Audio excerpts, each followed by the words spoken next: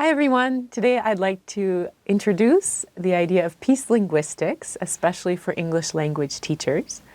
So the first question is, what is peace linguistics? Actually, peace linguistics has been around for a while. It's not a new field, but it's gained popularity recently with an interest in peace and peace building and conflict resolution among English language teachers.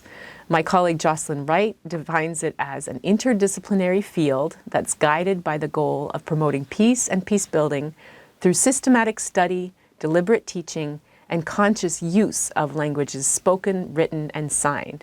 This means that it's a combination of different fields that are coming together, from language acquisition, applied linguistics, conflict resolution and analysis, and other related fields to bring together how we use language to promote peace and to study this and to be able to draw attention to it. So it's not just for English language teachers. Peace linguistics is for anyone to be able to access. And it doesn't have to be just English. So why is it important for English teachers to know about peace linguistics? Well, first of all, this is part of effective communication. People don't want to learn a language in order to have fights with each other. They want to learn a language to be able to communicate well, to be able to solve conflict, to be able to work together, to be able to problem solve. And so it's really our job as teaching effective communication to teach how we can address and deal with conflict, which is such an important part of our communications. The other point is that peace is really learning a new language. So when we're learning a new language, why not integrate different concepts of using language and an awareness of this so that we are using language intentionally? When we are using language to escalate conflict, at least we know that we're doing it. The other reason it's important for English language teachers to know about peace linguistics is that if we're not teaching peace linguistics, then what are we teaching? Are we really teaching other aspects of linguistics unintentionally? And what kind of unintentional consequences can that have? So it's important for English language teachers to know about it.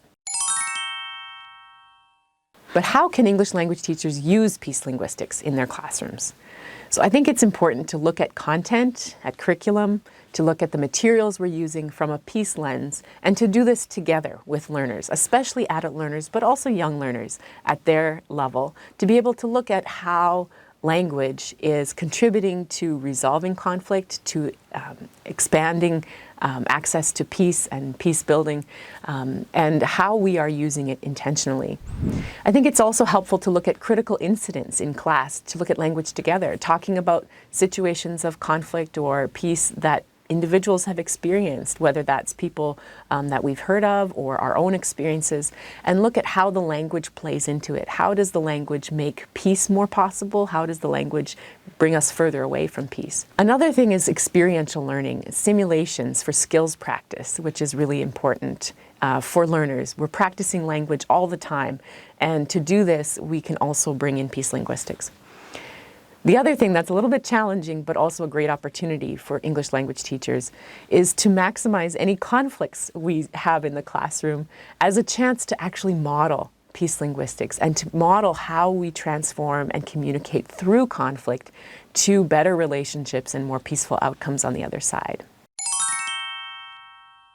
What can English language teachers contribute to the field of peace linguistics?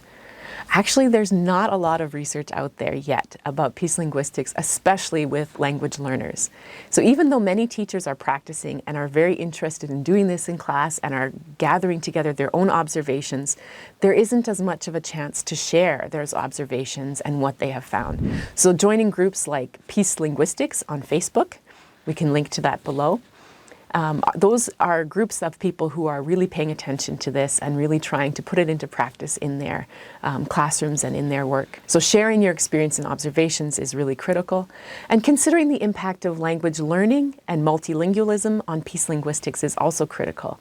Until now, we haven't had a lot of focus on how different languages and linguistic perspectives might influence how we use language for peace. And I hope that you can also contribute by sparking interest among students in peace linguistics. Maybe it's a chance for them to find a new aspect of language that's energizing and interesting for them. So there we have it, Peace Linguistics Introduction, and we'll do more videos on this in the future. So if you're interested, please subscribe and join us for the next video. Thank you.